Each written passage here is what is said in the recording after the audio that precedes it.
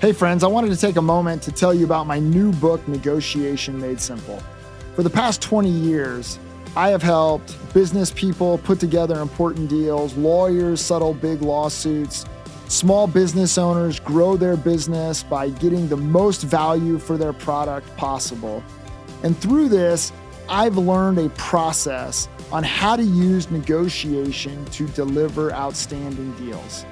This particular book is those 20 years and everything I've learned about negotiation that's packaged in a very practical guide for solving problems, building relationships, and delivering the next deal.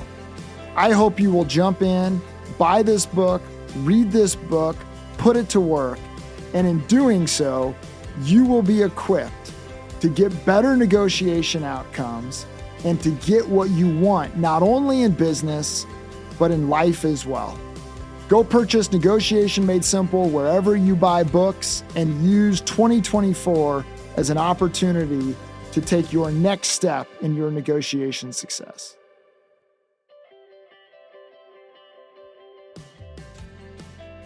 Welcome to Negotiation Made Simple, where we help you master the art of negotiation and win your next deal. I'm your host, John Lowry. This is a special episode. On this episode, I'm going to answer another question that was often asked of me in 2023. We're going to explore what to do in those moments when you have somebody on the other side that just won't negotiate.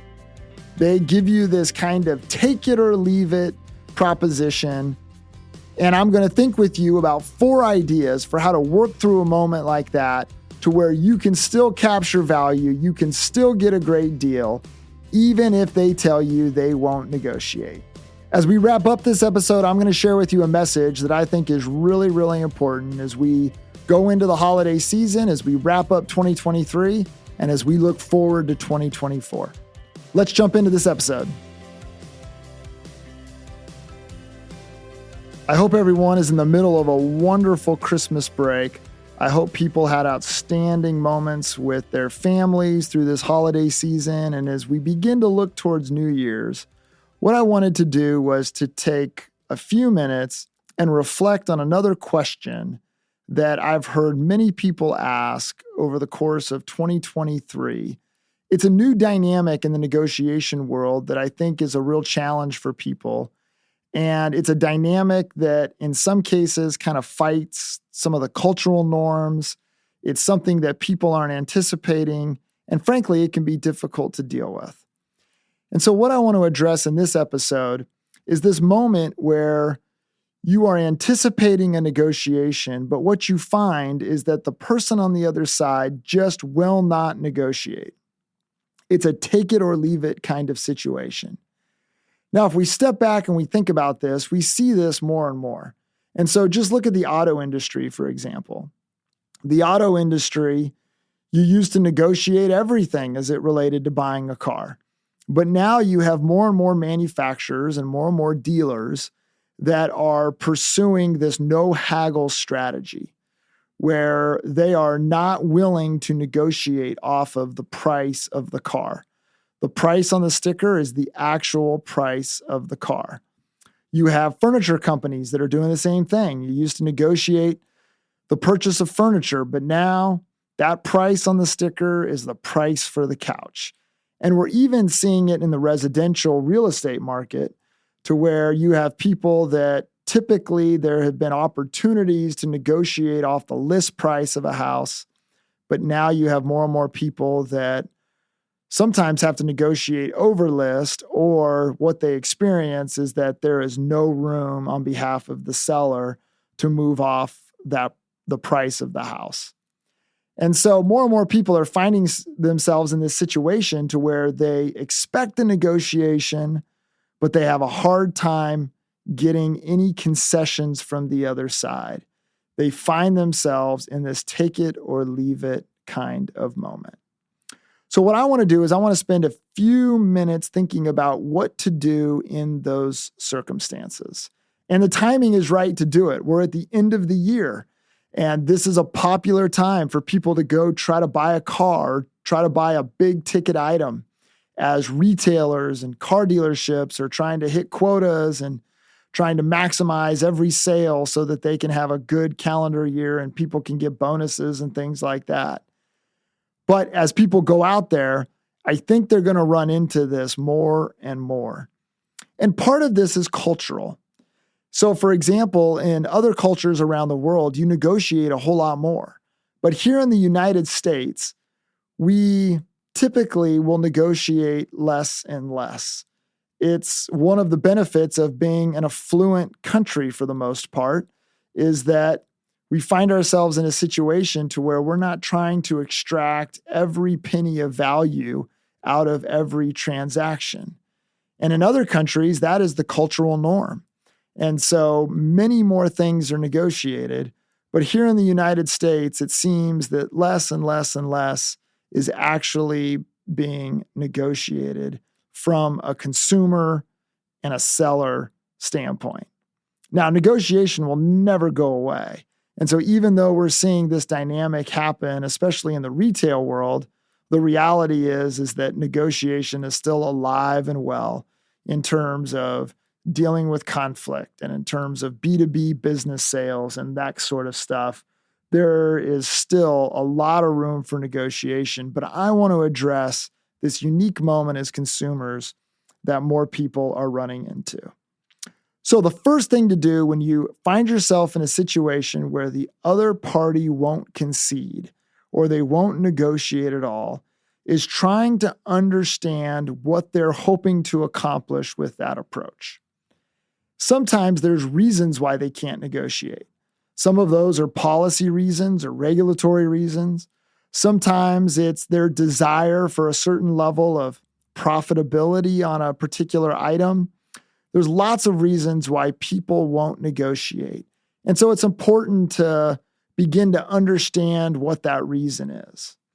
At the end of the day, one of the primary reasons I see is that companies, whoever it might be, they have determined that the best way for them to maximize and capture value is to simply not make a concession.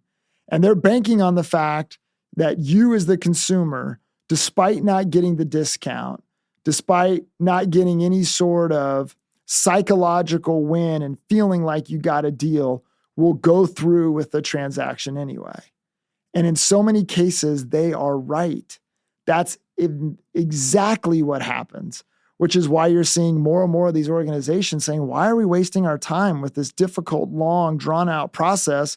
Why don't we just tell the people what the price is, and we think they will pay it, and pay it without any hesitation? And in many cases, they're right. Their volume of sales doesn't go down when they refuse to negotiate. And so they continue to move forward at the same volume, but they make more money. And as a result of that, they're very happy with this process. And so don't be surprised that you see more and more businesses heading in this direction. Now, if we know that the reason is because they just want to make more money, then we've got to do a little determination about how much power we have in the moment.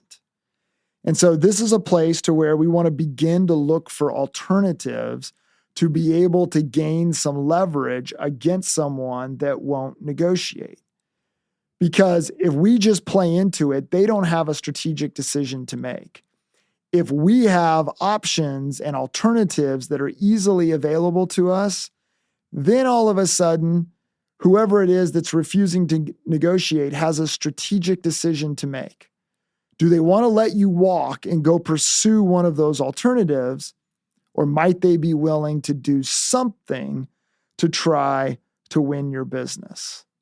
And so if you have the power to be able to pursue alternatives, then pursuing the alternatives is a really good thing to do because it gives you some leverage. If you don't have the opportunity or the power to pursue any alternatives, then I would encourage you to think about how to work cooperatively and collaboratively with the other side to see where there is some opportunity to capture some value. And I'll give some more ideas on that in just a second. Now, as you pursue your alternatives, if you've got the power to do so, this is the moment to where we have to do two things. One is we have to create alternatives that create risk for whoever it is that won't negotiate. So we need to create risk that that sale won't happen with them, but it's going to happen with someone else down the street. Or we have to create risk that right now you are ready to do business, but if you don't get the deal you want, you're going to wait. And so it's going to create a lose-lose situation instead of a win-lose situation with you as the loser. And so again, here what we're trying to do is we're trying to get the other side to make a different decision based upon new information. Because right now the assumption is that you are just going to pay it. And they are banking on that assumption as their path to success. But if you still need whatever it is that you're trying to negotiate, but you're unwilling just to overpay for it, then we've got to figure out how to use this leverage and create risk for the other side that you have a very good alternative. Now, in addition to creating the risk, what I also want you to think about is how to create the benefit for them to do something to try to do this deal with you. And so notice this is really kind of a multifaceted approach to where we're increasing the risk and we're increasing the benefit. And so if you put it in the context of trying to buy a car, here's a moment where all I need is a concession over here. If you can work out that concession, that's great. I think we're going to be able to do business, and you can go sell another car. And so you'll get 2 commissions, not 1. Or if they're unwilling to do it, then you create the risk that says, if you're not able to give me any sort of concessions in any part of this deal, well, then obviously I'm going to have to go shop your price. And I'm going to have to go make sure that it is my best deal available in town. And I'm going to go to other dealerships and other places and see if I can't beat it. Do you really want me doing that? And that creates risk that in pursuing that process, you will never come back. And as a result of that, that salesperson achieves perhaps 1 commission or maybe even 0 commissions that day, as opposed to getting at least 1 and maybe more than 1. And so here it's real simple. We've got to figure out how we create risk, and then we've got to figure out how we create benefit. And it's the combination of enhanced risk and enhanced benefit that incentivizes people to rethink this approach of not negotiating, of not conceding on anything. The third thing is sometimes you have to leave people with an out. They take the position that they won't negotiate and they back themselves into a corner because it's really hard for them to save face if they say they won't negotiate and then they turn around and negotiate. They lose credibility. And for many people, credibility is critically important, and rightly so. And so when they take this position, they get themselves stuck in terms of not having anywhere to go or not knowing what to do to try to put the deal together. And so here's where you can be really savvy in identifying the different pools of value of a deal, and then using something that I call linkage to try to get concessions in other areas of the deal, and then being at a place to where you're not forcing a concession in the part of the deal where the other side has said they will not negotiate. So for example, if we go back to the car buying experience, it may be that they won't negotiate on the price of the new car, but they might negotiate on the price of the trade-in, or they might negotiate on the percentage rate associated with the loan, or they might negotiate on the warranty package that goes with the new car. And so that's really important to explore. Okay, if there's no flexibility in this part of the deal, I get that. Let me go explore other parts of the deal where there might be flexibility, to where you still have the opportunity to capture value to get a great deal. We still honor the position that they've taken that they don't negotiate. And yet within the context of all of that, you're able to creatively put a really good deal together. And what I've found, and it's been my experience, is this position that we don't negotiate. It usually has to do with one area of the deal. And then in other areas, there's lots of room to negotiate. And that's where you have the opportunity to capture value. The last idea in thinking about what to do in these situations where people just will not negotiate is this is a moment where you have to get creative. And this is a moment where you use the word if. And so in terms of honoring the fact that they will not negotiate, this is an opportunity to ask for value in other areas where they might be able to negotiate all day long.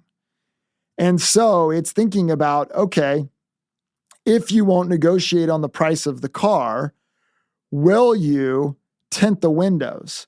Or will you upgrade the wheels and tires? Or will you fill in the blank to see if there's other ways in which, if you pay full price for the car, you can still find some added benefit? Very similar to what we talked about in this third option where we began to look for these other pools of value. But here's a place to where you have the opportunity to get really creative. And so I recall a coaching moment that I had to where a client called and said, we really want to get this deal. They won't negotiate with us on price, but we really need this business. And the reality is that the pricing that they're talking about, we're going to lose money on it. And we don't want to lose money. And so we had to begin thinking about, okay, what are the creative ways in which we can help this company make money, even though it's going to lose money on this particular deal? This deal was kind of a deal that would enter this company into a whole new industry. And so strategically, it was of great importance, but they didn't want it to be this massive loss leader. And so as a result of that, we began thinking about, okay, if the strategic purpose of doing this deal is to enter the industry, then how can we get more bang for our buck in terms of entry into this industry and make up for the fact that we're going to lose money on this deal? And so out of that came some really creative ideas about a joint press release, about an interview with the CEO targeted towards other CEOs in the industry, talking about the value that this company is bringing to them as they seek to be competitive in the industry. It was joint presentations at industry conferences to where together they would present on the work that they're doing so that hundreds of people in the ballroom could hear that story. And so there was about 7 or 8 different things that really were creative solutions to where by the time the company agreed to those 7 or 8 things, it was worth it for this company to go ahead and to do that deal, even though that particular deal was a loser. I love that creativity that CEO showed in terms of thinking about ways to find other pools of value that you could pull into this to get creative in how you put this deal together and then ultimately make it work for everyone.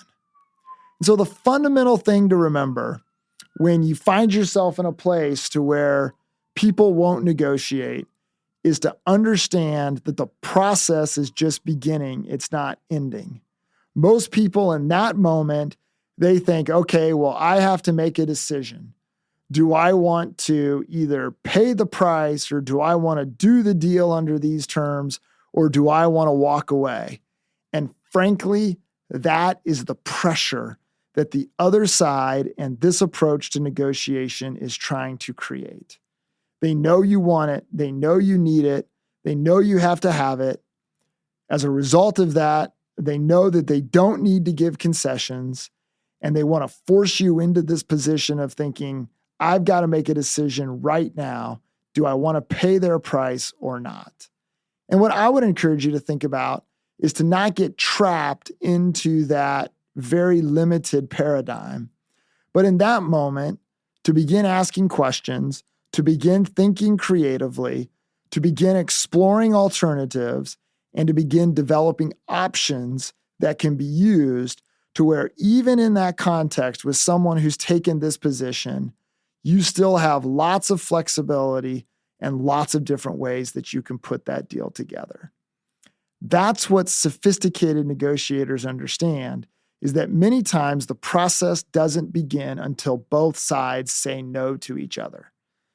And so when one side says, no, I won't negotiate, and the other side says, no, I won't either, the irony of those moments is that it's in that moment that often some of the best negotiations actually begin. It's not the end, it's the beginning.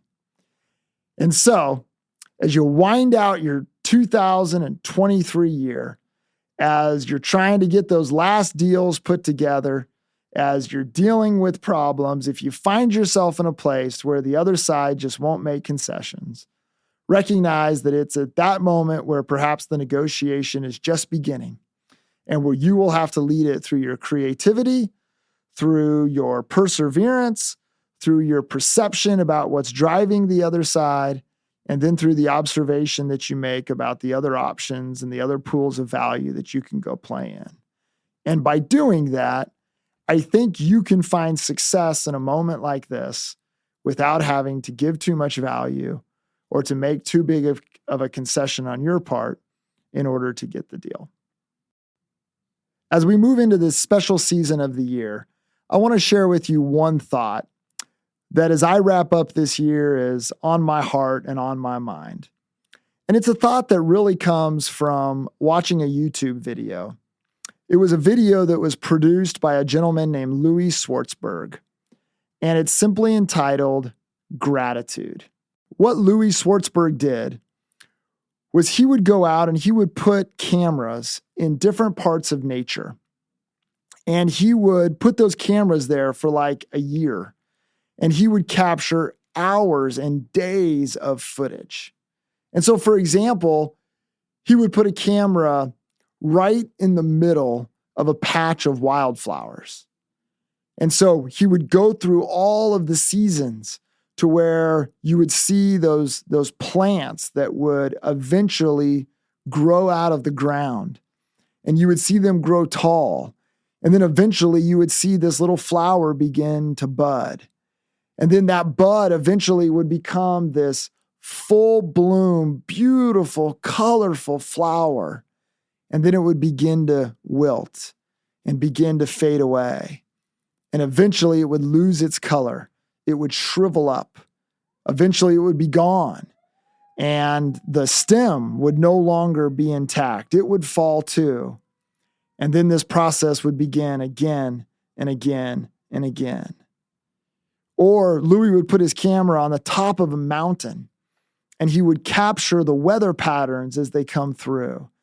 And there would be days where the sky is spectacularly blue with the sun radiating everywhere. And then there are other days that are total chaos in the midst of a storm as the winds are howling and the thunder is cracking. And you find yourself in the midst of this very chaotic scene presented by that weather. And so someone asked Louis one time, they said, as you watch the miracles of nature happen again and again and again through the lenses of your camera, how is it that you respond to everything that you get to see? And I absolutely loved his response. And I think perhaps it's a response that is good for us to consider as we reflect on everything that we've been through in 2023 and as we develop our attitude going into 2024. And what Louis simply said was, he said, as I look upon these things, these miracles of nature that I get to see through my camera, I'm simply filled with gratitude. He said, it's the only word. Because really, there are no words to describe this. There's not a way to do it justice in terms of putting a description on it. And so really the only human response to what happens around us again and again and again in the world that we live in is simply gratitude. to be grateful for the fact that we get to observe and we get to experience this beauty, to understand that it's not perfect and to understand that it's not always pleasant, but to be grateful for the moments where you've got to get through winter or the moments where we find ourselves in the storm. And so as you reflect on 2023, I'm sure as you reflect back, if you're like me, you look back on 2023 and there have been challenges. There have been difficulties. But there's also been moments of tremendous joy. There's also been moments to where you have been able to make a difference. And then there have been moments where you just had to get through it. And as you think about all of those different moments and all the different emotions that they bring, perhaps a really healthy place to land is to simply be grateful. Be grateful for the good and be grateful for the bad. Be grateful for the easy and be grateful for the hard. Be grateful for the beautiful and be grateful for the things that are kind of ugly. Knowing that it's the combination of all of this that makes life what it is.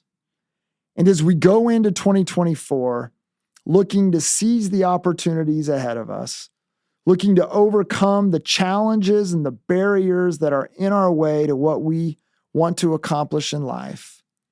But as we also go into 2024 with the people around us, our family, our friends, our colleagues, as we go into 2024 optimistic about what the future holds, perhaps if we bring this spirit of gratitude, we will find ourselves in a place to where no matter what happens, we're grounded in being grateful for the opportunities and for the things that surround us that make our life full.